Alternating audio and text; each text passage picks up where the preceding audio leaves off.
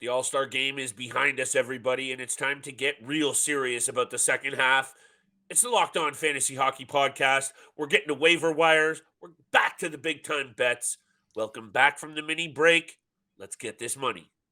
You're Locked On Fantasy Hockey, your daily podcast on fantasy hockey.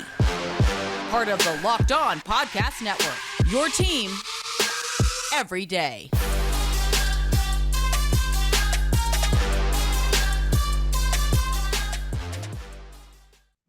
We are back, baby. It's the Locked On Fantasy Hockey Podcast. Big time Monday edition. We're looking to waiver wire. We're looking to some recent signings. Bo Horvat making that money. We're going to figure that out as well, Steele.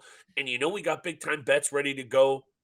Thank you for making us your first listen every single day. We see and appreciate all that love.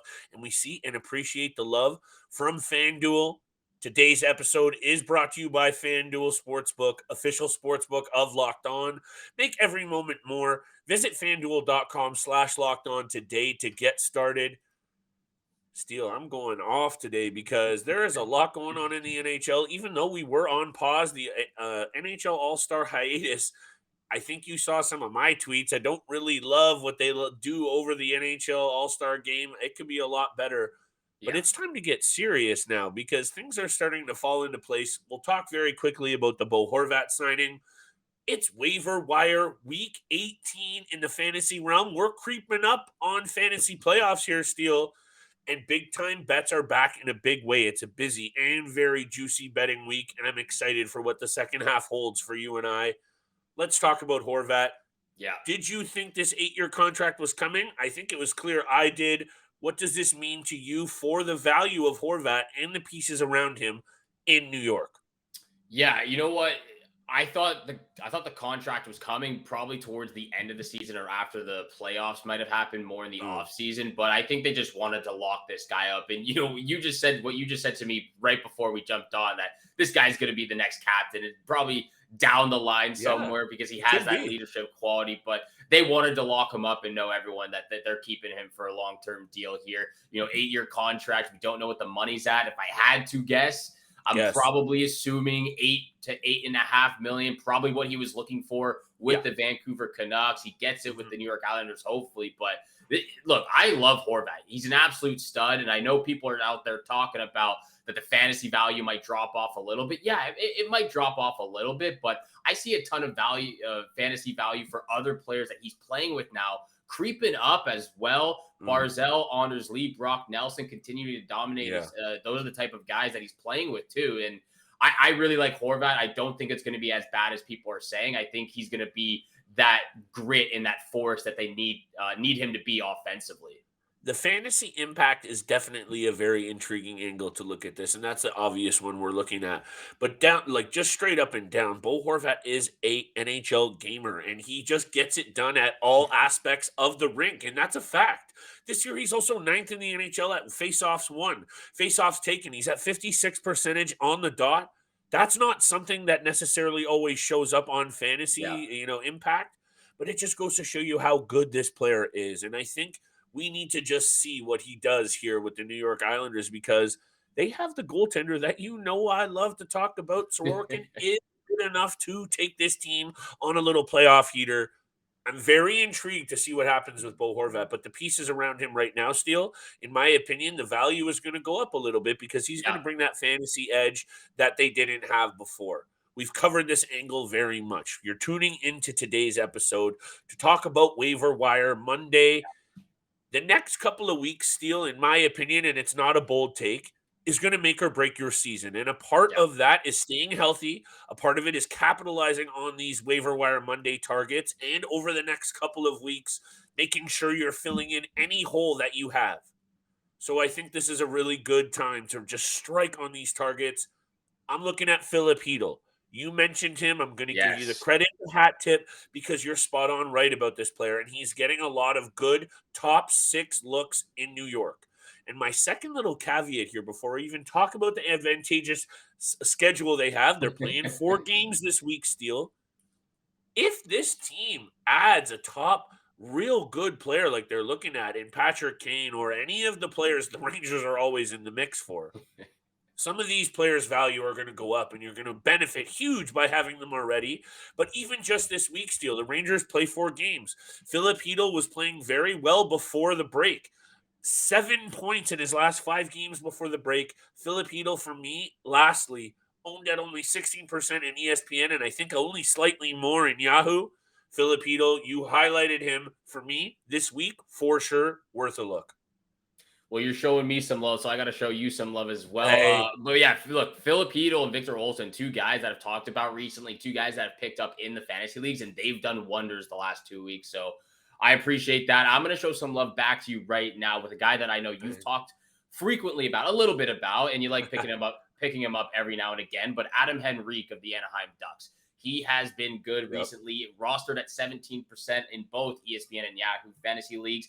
And what did you know? Right before the NHL All-Star break, the Anaheim Ducks catching a little heat right now. 3-game win streak, not bad at all. And you know with the Anaheim Ducks that they're going to be scoring or getting scored on a bunch of games. The number is going over a lot in the contest that they've been in. The last 10 of the last 11 games for the Anaheim Ducks have gone over the number. So it's high-scoring games. Henrique has 6 goals, 9 points in his last 8 games. So he's firing on the top line. And the Ducks rely heavily on Adam Henrique. He's on the top line with Troy Terry and Trevor Zegras. He's on the top power play unit. He's on the top penalty kill unit. He plays a ton. And the Anaheim Ducks have 4 games this week. A little bit of a tougher schedule. I think you're actually catching the Vegas Golden Knights and the Dallas Stars at a good time. Teams that have kind of slowed down a little bit. So 4 games this week: Dallas Stars, Chicago Blackhawks, Pittsburgh Penguins, and Vegas Golden Knights. So Adam Henrique is firing right now, and I think continue to take a look at him while he's hot right now. The Ducks, like you said, playing decent hockey before. And what I wanted to get off the chest about this little stretch of games, betting-wise and just fantasy, coming back from the All-Star break is always tricky. You have to maneuver this next week or 2 with a grain of salt. And like I said, and I might sound like a broken record over the last couple of weeks, this is going to make or break your season, how you can navigate the next couple of weeks. So make sure you are tuned and tapped into every single episode. That means hammering that subscribe button, hit the notifications, make sure you're not missing a single tweet from the account. Go on Twitter, follow all of that, because Steele and I are breaking it all down this week.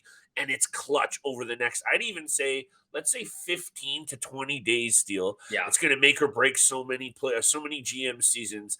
And that's why I have to look at the advantageous week-to-week schedules. This week, the Edmonton Oilers play the Red Wings, the Flyers, the Senators, and the Canadiens. 4 games this week, Steele. Yeah, they're all on the road, but those are 4 very weak teams, and the Oilers were 7-1-2 in their last 10. I'm looking at Stuart Skinner, and if you're not looking at Stuart Skinner and you don't like my take, that's okay. Then look to Jack Campbell, because either of the goalies in Edmonton, I think it will be Stuart Skinner, because even though he was dealing with personal, he had sickness, I think this is the guy who's played better this year and earns the run out. But even if you don't feel me, you can take a look at Jack Campbell as another good. Those 4 teams, Steele, are straight up and down bad. And yeah, say what you will about the Oilers' sometimes inability to play consistent. They usually come on strong in the second half. I'm going to explain why I like one of their defensemen as well as an option later in the show. Stuart Skinner or Jack Campbell, but I'm leaning Stuart Skinner. Oilers, very advantageous schedule over the next week. All right, I'm excited to see who you mentioned for the defenseman you're leaning towards on the Edmonton Oilers, because honestly, like I was about ready to jump over the screen and start fighting you on this, but you know, I do like the fact that you're mentioning the goalies, because those are pretty much the only 2 options that I was thinking about for the Edmonton Oilers. Red Wings, Flyers, Sens, and Canadiens, though. That's where we have to look at this. The only problem, I like the fact that you're mentioning the goalies, but if you're looking at someone on the offensive or blue line, I'm not sure about it, just because you don't get anything done besides Draisaitl, Hyman, Nugent Hopkins, and Connor McDavid. Obviously, those are the top guys right now. So I'm excited to see who you're mentioning for the blue line. I appreciate my next guy real quickly before we get into the break. Nick Schmaltz of the Arizona Coyotes. I'm talking about some of the 2 worst teams in the Western Conference right now, but he's played great of recently. 18% rostered on Yahoo, 38% on ESPN. He's been a clutch guy since joining back in the lineup since his injury. I picked him up. He's been great. 4 goals, 7 points in his last 4 games. Obviously, a hat trick being one of them on one night as well. Yeah, he's been good. He's been great. 28 points in 34 games this season. The one thing I do want to put out there with Nick Schmaltz is he's not great on the power play. He hasn't been great on special teams this year. He only has 6 points on the power play. But you know that he can get it done 5-on-5. Him and Clayton Keller are able to get things done together 5-on-5 True. at even strength. And the Arizona Coyotes, they have 3 games this upcoming week: Minnesota Wild, Chicago Blackhawks, and the St. Louis Blues. Honestly, I don't think that's that bad of a schedule after this NHL All-Star break. No, it isn't, but all of the schedules for all of these teams, like I said, it's going to be tricky. What's not tricky is today's episode is sponsored by Athletic Greens, AG1. Our partner, AG1 Athletic Greens, we started taking this every single day because it's good for you before or after the gym, and Steele and I love this stuff. And what is it? What is this stuff? It's one delicious scoop of AG1. You get 75 high-quality vitamins, minerals, whole food source superfoods, probiotics to help you start your day right. This special blend of ingredients supports your gut health, your nervous system, your immune system. It helps you recover and even age with grace. It's lifestyle friendly, whether you eat keto, paleo, vegan, dairy-free, or gluten-free, and it contains less than 1 gram of sugar per scoop, and it'll cost you less than $3 per day. Athletic Greens has over 7,000 5-star reviews online, and it's recommended by professional athletes around the world and trusted leading health experts such as Tim Ferriss and Michael Gervais. Right now, it's time to reclaim your health and arm your immune system with convenient daily nutrition. With just 1 scoop of AG1 in water every day, that's it. No need for a million different supplements or pills to look out for your health. Just like Steele and I and all of y'all out there, we're busy. We don't have time for all of those different pills and supplements. So to make it easy, Athletic Greens is going to give you 1 free year supply of immune-supporting vitamin D and 5 free travel packs with your first purchase. All you have to do is visit athleticgreens.com/NHL Network. That is athleticgreens.com/NHL Network to take ownership over your health and pick up the ultimate daily nutritional insurance. And thank you so much for making the Locked On Fantasy Hockey Podcast your first listen every single day. We are here Monday through Friday with the hot content. Mondays, of course, waiver-wire targets. Make sure you hit the subscribe and the follow button. Flip and I appreciate all the love, all the support that our listeners show us every single day. So thank you for that. I've got 2 more guys on the list. Well, actually, I've got 2 guys on the list as well as 2 honorable mentions I want to quickly talk about at the end. But I'll start us off with Mikael Backlund of the Calgary Flames. This is a guy that is very underrated. And I've picked him up. Sure. Very underrated. And I picked him up, I want to say 2 to 3 weeks ago, and he's been pretty good, and he's very steady for a very low-end depth guy. 7% rostered on ESPN, 16 on Yahoo. And I'll say this again, doesn't really do much on the power play because he's on the second unit. He does play a lot of penalty kill time. He has 2 shorthanded points on the penalty kill, but he's got 29 points on the season, 5 points in his last 4 contests for the Calgary Flames. He shoots the puck a ton. He hits 155 shots, 56 hits.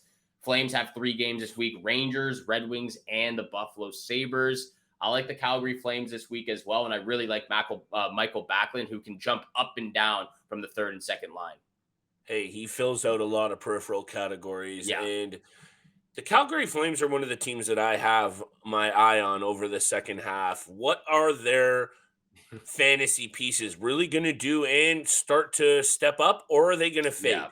This team has been, on the bubble, and a lot of attention paid to it after everything that's happened from Johnny Gaudreau to Tkachuk to the bringing in of Huberdeau and Weegar and Nas and everything in between, Steele.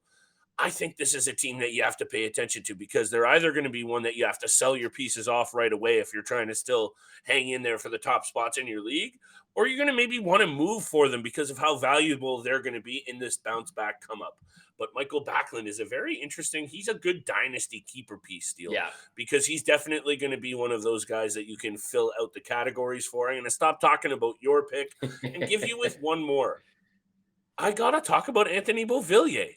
Why not have a look at this guy before he gets potentially hot? Don't even roll the eyes yet, Steele. Because the only thing that this guy has been missing, aside from being disappointing with his opportunity in New York, and that's clear, is we've been calling for a change of scenery from time. And this is a guy that I personally had invested. So even if this is just for my own vindication steal, I'm going to jump on Anthony Beauvillier right now before he gets hot. And why not? If he's going to start getting some play with JT Miller and some mix in the top 6 in Vancouver. Also, Vancouver this week has 4 games. So definitely worth a look right now while he potentially gets the most run out. Anthony Beauvillier is also not owned at all because of how bad he's been. So he's going to be out there in your leagues. But still, I don't know, man. I think he has the potential. I know Kuzmenko's been great, but if Beauvillier can come in and make some noise, they don't care who plays with Besser and Pettersson, or with Pettersson most importantly, because Besser might be gone as well. I think this is a really sneaky opportunity to pounce on a guy who has underperformed for a long time now, but a change of scenery is what I've been calling for, so I'm going to stick to it. And Anthony Beauvillier, for me, especially with the 4 games this week, worth a look. All right. You know what? The eye roll might have been a little preemptive there talking about Anthony Beauvillier. I will say this. Kudos Appreciate to you. that. This might be the week to give him the shot because they have 4 games. Let's see what he can do. Look, change of scenery. Again, a guy who just has been so disappointing over the last couple of years. And again, change of scenery. Hopefully it all works out the best for him and he can find his game in the NHL. But again, like you said, probably this might be the good week to pick him up, give him a shot. If it doesn't work out, just drop him if that's something you're able to do with your fantasy team. I'm looking at one last guy on the blue line, and then I got 2 honorable mentions. I'm looking at Sam Girard of the Colorado Avalanche. Again, I think I've mentioned this to you once or twice before, that this is a guy that I see the Avalanche trading so they can, bolster and upgrade their top 6 forward group to, sort of facilitate that missing spot in the center position on the second line, or just facilitate somewhere in the top 6. But right now, Girard's playing great. 6 to 12% rostered on ESPN and Yahoo Fantasy Leagues. 4 points in his last 3 games. In his last 5 games, he's put up 9 shots. Or sorry, in his last 3 games, he's put up 9 shots and 15 blocks. And this could just be a really good time to pick up Girard, who's sort of filling out those peripheral stats. Like I said, 4 points in his last 3 games, sort of coming alive on the offensive side of things now as well. And the Avalanche have 3 games this upcoming week. They take on the Pittsburgh Penguins, Tampa Bay Lightning, and Florida Panthers. It's very hard matchups, in my opinion. But again, we're talking about the Colorado Avalanche. They seem to get it done all the time. So could be a good spot to go up and pick a guy like Girard. I think so. And, I've been having my eye on the Colorado Avalanche. I always say this, that's the thing I like to say is keep your eye on these situations.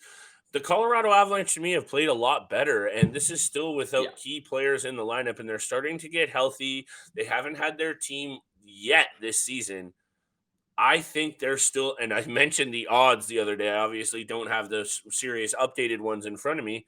They're still worth a look. They're such a dangerous team steal, and I think highlighting a guy like Girard, he doesn't, he's dealt with injuries as well. So some of those things is a part of what you have to do when you're playing this take a risk waiver wire situation. Love that look. I'm just going to finish it up with, I think the Edmonton Oilers, with all of those games on the road, yes, okay, but they're playing 4 really bad teams. So if you need to fill in at any position, Brett Kulak, get Grizzly. Tyson Barrie's only out there at 74%. If it's a league that doesn't have Barrie rostered, grab Barrie for the week for sure. Darnell Nurse isn't going to be out there, but maybe his playing partner, Cody Ceci, might be. They are going to score a lot of goals this week, and I think if this team is as good as I think they are, they're going to capitalize big time on this schedule steal over the next few games because they know that division is tight. They are not running away with anything this year. They're going to have to fight for everything they get, and that's inclusive of the whole Western Conference overall and in the East. That might be a cop-out, but anyway, go out there and take your shots on the Dylan Holloways, the Derek Ryans of the world in deeper formats. And in less deep formats, go out there at the Brett Kulaks, Tyson Barries if you can. I just love this schedule for the Edmonton Oilers this week. Look, I don't hate that. I don't hate the take at all if you're able to go out and get Cody Ceci. Emergency fill-ins. Emergency fill-ins. I'm not saying drop anybody for these players. Completely understand and agree with what you're saying. If they're out there and available, they've got 4 very, very advantageous matchups this upcoming week. So I respect it. I can't ignore it whatsoever. I've got 2 honorable mentions before we get to the big time bets. First of all, I want to talk about Cody Glass of the Nashville Predators. He's out there. He's out there in all leagues right now, rostered at 2%. My boy. He's out there right now. He's playing on the top line with Filip Forsberg and Matt Duchene. He's got 3 goals and 5 points in his last 5 games. So his offensive ability is sort of blossoming right now over that last stretch of games. So hopefully he remains with those top guys, catch him while he's hot, and let's see if he can continue that after the break. Also a guy on the blue line, Torrey Krug of the St. Louis Blues, 46% rostered on ESPN, 61% on Yahoo. So maybe not as available on fantasy, but since he's come back from injury, he's got 4 points in 4 games. The peripheral stats are up as well. He did overall, the peripheral stats are not great. Doesn't shoot the puck a ton, doesn't really hit or block a ton as well, but they've come alive over the last 4 games as well. And if the Blues really do want to make a hardcore push for the playoffs, he's gonna need to be the guy on the blue line, quarterbacking them all the way to the finish line. So those are 2 guys on the honorable mentions. We are going to get to big time bets. I'm very excited to see how we start off the second half of the season after the NHL All-Star break and where you should place those bets. FanDuel. This episode is also brought to you by FanDuel. This year, the only app you need for your Super Bowl party is FanDuel, America's #1 sportsbook. And we are really excited here at Locked On about our new sports betting partner for the Locked On, because they are the #1 sportsbook in America, FanDuel. And if you're new to FanDuel, that's even better. They have so many great features that make sports betting fun and easy to do. Download FanDuel now so you can bet on the Super Bowl 57 with no sweat first bet. You'll get up to $3,000 back in bonus bets if that first bet doesn't win for you. And FanDuel lets you bet on everything from the money line to the point spread and who will score a touchdown. I've got my money placed on the Eagles to win the Super Bowl. I know Flip is looking over at the Chiefs and Patty Mahomes. Maybe a little side bet action there for you guys. And the FanDuel Sportsbook app is safe, secure, and super easy to use. Best of all, you can get paid your winnings instantaneously. It's absolutely one of my favorite perks out there. Also, one of my favorite perks about FanDuel is right when you open the app, you're able to see popular same game parlays that hundreds of people across the world or across North America are betting on for those live game actions. So join FanDuel today at FanDuel.com/lockedon to claim your no sweat first bet on Super Bowl 57. That's right. FanDuel.com/lockedon. Make every moment more with FanDuel, official sportsbook partner of the NFL. And thank you so much for making the Locked On Fantasy Hockey Podcast your first listen every single day. You know it. Flip and I appreciate all the love, all the support you guys show us. Make sure you hit the subscribe, hit the follow button. We're almost at 800 subscribers. Help us get there so we can make our way to 1,000. We appreciate all the love and support. Flip. We're back with it, baby. We're back with it. Big time bets where the money's made. Let's do it. Let's start this. Let's start this second half of the season off hot. I'll throw it over to you. Who are you looking at right now? First of all, before I get to that, I just needed to show some love for your Cody Glass pick. I've been high on that player myself. We haven't talked about him because of his limited opportunity. Yes. Cody Glass, oddly enough, was my first professional interview covering the NHL. Got to speak to him at a NHL Top Rising Star Showcase. Guy's a big, graceful gazelle. He can skate. I think he's going to turn it on a little bit here, Steele. So much love for you for showing him some love. Now, the picks. We're back. Good start to you for the season. I think I need to do a lot better. So let's get back to basics here. Looking at this New York Islanders into Philly game, you might go, okay, Bo Horvat, good situation. They're pumped up. The team's investing in, the franchise is investing in the team on the ice with a big signing now of Horvat. They're going to be jazzed up, and it makes sense that they can turn a page on a so-so first half. I would be looking to them regardless. Now I look into the numbers, Steele. 9-1-0 in their last 10 into the barn in Arizona. They dominate the Coyotes, and maybe that's not a huge take because of how bad Arizona is, but I don't even care. I would have taken the Islanders anyway. Now you got this recent trends going your way as well. Love them. Minus 128. Wait a minute, Flip. I think you might got the games. Do we have the games mixed up right now? I think the Islanders are taking on the Flyers. Oh, my bad. What did I say? You said the Coyotes. Oh, sorry. Yeah, I'm looking at the wrong stats. My bad. Hold on. Reel me back in here, Steele. I Let me got you, start baby. that I again. got you. Let me start that again. But the head-to-head is still juicy. 8-2-0 for the Islanders against the Flyers. And I'm still taking the New York Islanders on the money line. So all of that hype, my bad. The stats are still the same. The hype's here, baby. The hype's here. The Islanders with Bo Horvat signed, it's huge. The Islanders on the road are a decent team, and they're playing Philadelphia, who are not good. And the stats, even though I was wrong with the head-to-head, they're 8-2-0 in their last 10 trips to Philly, and they played really good against the Flyers. My bad for going off on the wrong numbers. Islanders, money line, -128. All of those are my number one pick. Thanks for holding me down, by the way. Holy, we almost got off the rails. I got you, Flip. Don't worry. And I am on the same page with you. I am also taking the New York Islanders on the money line against the Philadelphia Flyers. Like you said, we're coming back from a little bit of a short break here. We're going to keep it easy to start off. It's a tough pot to bet. It is a tough one. I'm also going to take the Islanders on the money line against the Philadelphia Flyers. My second pick.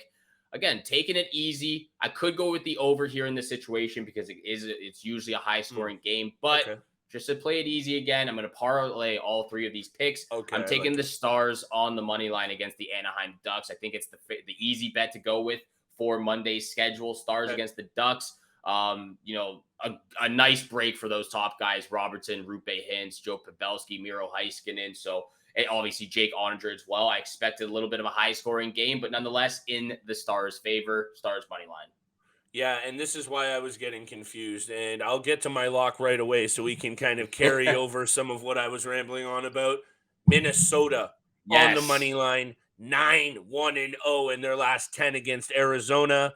That's where I was getting confused, people. My bad, because both the Islanders and the Wild are two of my favorite bets tonight because of how they were playing and heading, for multiple different reasons. I'll just leave it at that.